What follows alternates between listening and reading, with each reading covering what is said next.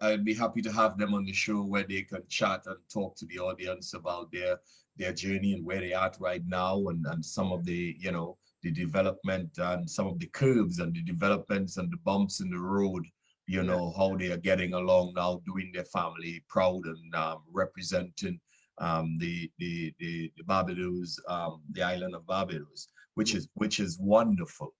Yeah. And do you take the opportunity to bring these kids back to speak to younger kids in your academy? Yes, we have a Zoom where the guys that here would be invited to speak to the younger kids, and then those that are still overseas, they will speak to them on Zoom, and at least once every 2 weeks.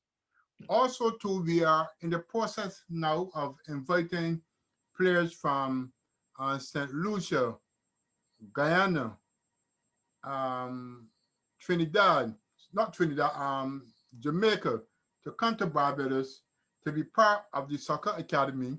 So we are broadening the horizons to help other countries in the Caribbean, right? And that is our goal. Very much interesting. Very much interesting what you just said there, because that information is really needed. Yeah, Because just as Brazil, who export so many players all over the world, yeah, you know, this is something too we would be able to do in the Caribbean. If it's not soccer players, then track and field, basketball, you know, a number of other sports, we would be able to do that. And then one of the things you mentioned just now, which is very important to, or a wonderful note to piggyback on. You mentioned just now too that you encourage kids to play multiple sports because of opportunities. I want to hear it from you, because I usually tell the kids of them that I work with in the Caribbean the same thing. You Opportunity. know, yeah, you get a better offer from colleges and universities, Yes, right. Yeah. because they have finances for basketball and all collegiate sports. Yes. So if you're playing any kind of sports along with soccer, that is a collegiate sports, you would be able to get a better scholarship. Exactly. Yes, You're right. going to get money from the pool of the basketball, or you're going to get money from the pool of the soccer. Right. And also, if you score very high in the SATs, you will Yes. also get extra financial help for tuition. So the Mm. coach would be able to say, well, yes, you score 1,400 or 1,500 in the SATs. So you can get tuition from the um, academic side, administration side, but then he will say, well, I can do the other half from his financial side. So that is the plan. That's the plan. I encourage players, one, be a good player and score high in the SATs, along with your high school diploma to have a GPA of 3.5 and above. And once you have all those things in place, some coach will want you, right? Mm. If not at MIT, it might be at Dowling College, or maybe at Harvard or Penn State, right? Or the University of Columbia. Well, there's so much colleges and collegiate colleges here, and universities and junior colleges here Yeah, looking for some of these kids. We have some of the coaches logged on right now. yeah, Some of the coaches that I'm connected to, they're on the program right now, looking on yeah, Facebook, or they're here on the different social media, and they're looking for kids, and they're talking to me about it pertaining to getting kids. And it's just happy to, I'm very happy to you know, to chat with you, because we've been speaking, you know, on the phone, and you know, on WhatsApp, and having some discussions. And one of the things that stand out to me too, you send some profiles of your kids, yes, right, and yeah, in those profiles you sent to me, one, they were professionally uh, put together. yes, yeah. They were professionally put together with the photos, the positions the kids playing, and one of Academic, the academic, the the SAT score, and their character as a player on the field. very much interesting. And one of the things, as I was saying just now, that really captured my eyes though, Yeah, is the grades. yeah, the grades, right, exactly. Yeah, your kids is just ones. I'm seeing ones and twos. Yeah, yeah, yeah, yeah. which means these kids you are doing something there that I need to talk to you about, and coaches need to make contact with you because you're doing something. You sent me a couple, about 4 or 5 Yeah. uh profiles, Yes, right. and these kids have 6 and 7 and 8 ones, Yes, yes, yes, some of them with extinctions. yes, exactly. And then I went on to look at their videos, Yeah, and these kids are playing at a high level. yes. So what are you doing in Barbados? Tell me that, tell the audience what you're doing in Barbados to keep these kids so Um, focused. Anthony, I may not step on your toes, but Barbados was always British. So we speak the Queen's English, but we follow the American culture.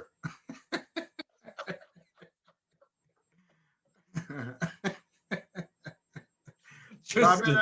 Barbados is the only Caribbean country, if I remember right, that was always British, Yes.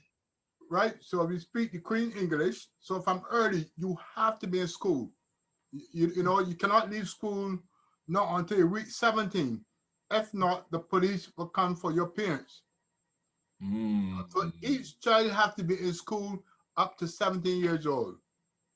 Right. Another strategy that I'm planning to do this year, I might need your help, where I want to bring a number of coaches from the USA to Barbados, where we can have a showcase, and where players from Trinidad, Jamaica, Guyana, um, St. Lucia, wherever, can come to this showcase and be seen.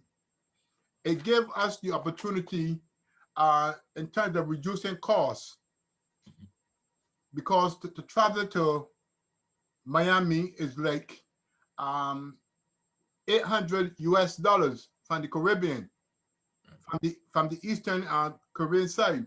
So if we can bring coaches to Barbados, that would be a great opportunity where players will be in a position to be seen. I'm certain that we will get over 200 good players from throughout the Caribbean coming to Barbados for this wonderful showcase. It could be a week, and we can have various teams. And when you are in Barbados, you are not in Jerusalem. When you are in Barbados, you stick before our rules. When you are in the USA, you stick with USA rules. Right, right, right. I rest my case. I read between the lines, Mr. Bovell. I read between the lines. Fully understand. You have picked my mind, and I know we were chatting about it before. Yes, And it's already in the works. It's already in the works. I am already having that discussion with a number of collegiate coaches already, and they have already given me a heads up that they're very much interested in coming to the Caribbean. I'm also connected to a couple professional soccer teams too, yes, yes, and they too are looking at coming in the Caribbean. So that is something we would chat about, pertaining to those things, that we would be able to create opportunities and bring the coaches in that environment, that Caribbean environment, so they can see these kids in their environment and be able to chat with them, to gather information and work along with us so we could create that opportunity for these kids to go on and do. Because one of the things too, we want to see more Caribbean teams playing, in the junior World Cups. yes, right. Definitely, yes. And these are things that, we really need to look at, not just getting kids in school. We need to get kids playing at a higher level, Yes, a more competitive level. Also, too, we need to get a number of our kids on our Caribbean countries qualifying, yes, which is very much interesting.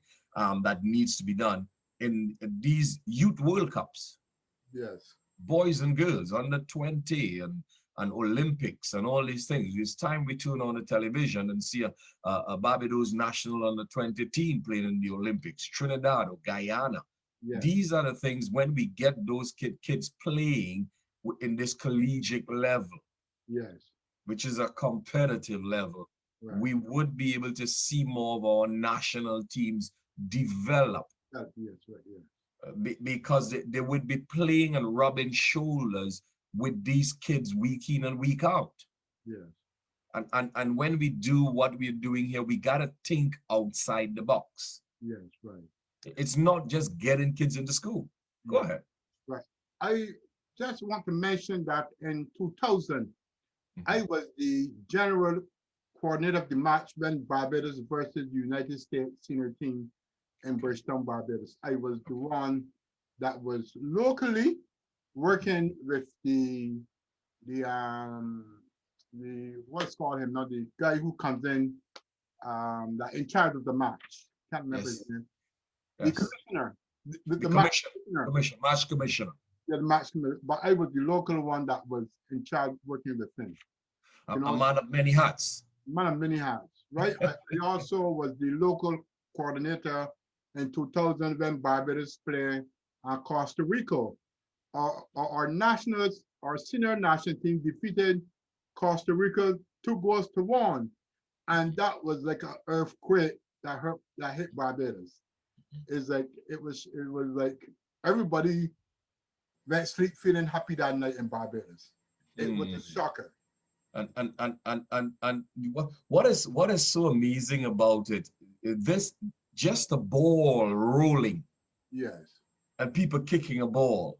yes, The effects it has on a society, yes, a people, yes, just like cricket, someone bowling a ball, a Malcolm Marshall, a Desmond Haynes batting, a Brian Lara, a Gordon Greenwich, yes, right, right. a ball and a bat, the effects it have on a society that could curtail crime. And Anthony, you did not call Sir Garfield Sobers the So I, world, I apologize, sir. I am sorry. the world top I'm cricketer sorry. ever. Sir Sir, Garfield Gar Sir Garfield Sobers. Sobers. Yeah. You cannot talk about cricket Don't without call him. mentioning Sir Garfield Sobers, the world Please do. cricketer. My apologies to you, sir. My apologies to you. Yeah, My yeah, apologies. But it's quite interesting, and now I see you guys have one of our top talent with you guys, one of our masters of the game working in Barbados to Russell, yeah. A doing lot of some people.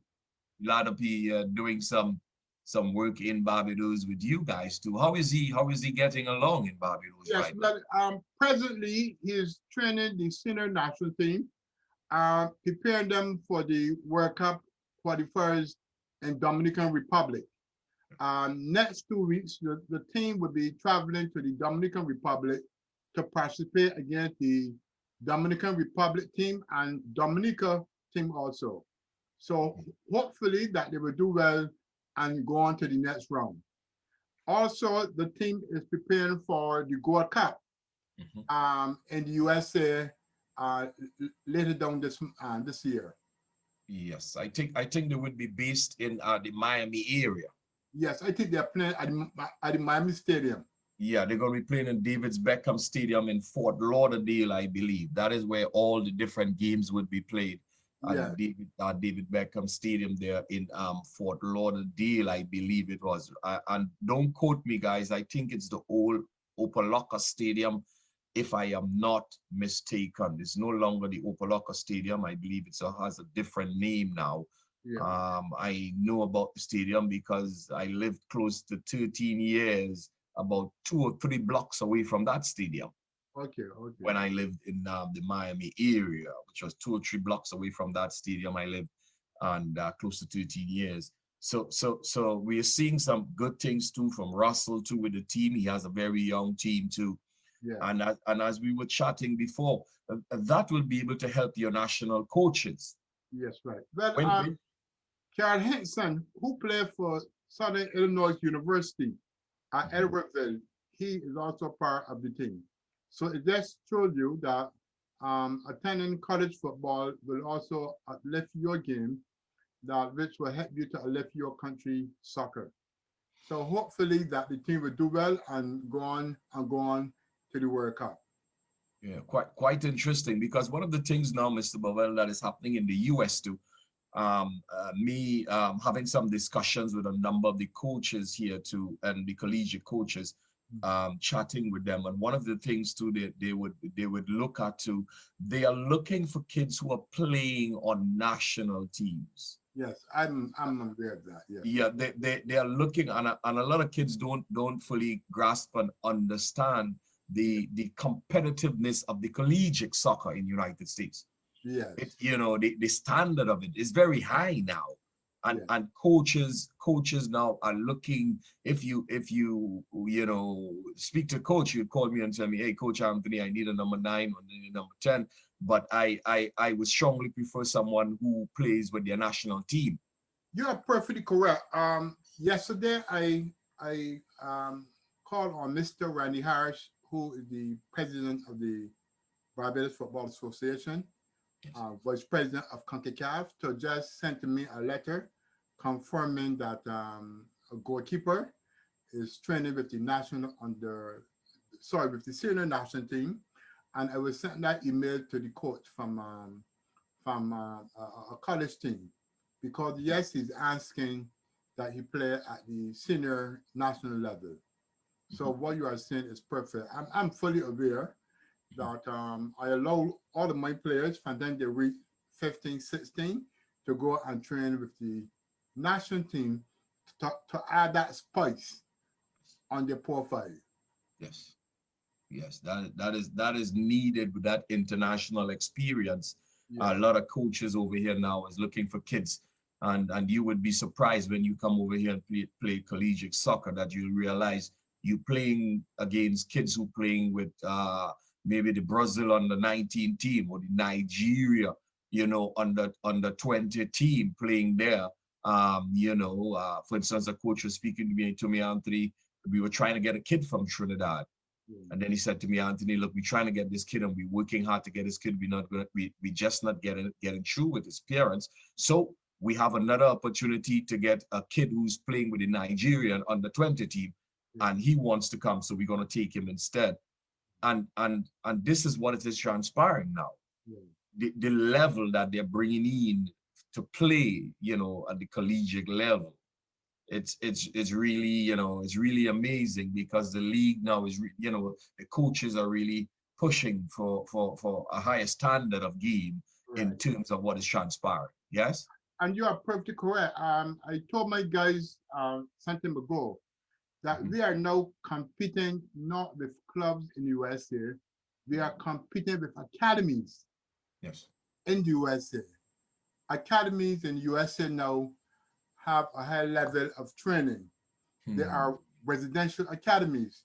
A player from Barbados, his name Usher, he was at IMG. He went there for a year, and he had been offered a scholarship at the University of Central Florida. So, but he can afford that, but everybody cannot afford to go to IMG. But yes, we can understand that the academies in the States now are preparing players at a higher level than clubs like 10 years ago. So as I say to my guys, we have to rise to another level.